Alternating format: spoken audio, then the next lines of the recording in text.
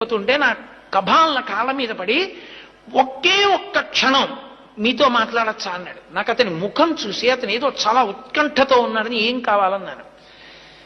మీరు చెప్పినంత నమ్మకంతో నిలబడితే వెంకటేశ్వరుడు పిలుస్తాడా దర్శనానికి అన్నాడు. నేను హామీ, ఖచ్చితంగా పిలుస్తాడన్నాడు. నేను మీరు చెప్పినట్టు బతికి చూస్తానన్నాడు. అతను ఒక 6-7 నెలలు పరమ ధార్మికంగా చక్కటి జీవనం చేశాడు. అతనికి తెలిసుండి వెంకటాచలం కొండ మీదకి వచ్చాడు. అతను వచ్చినట్లు నాకు తెలియదు.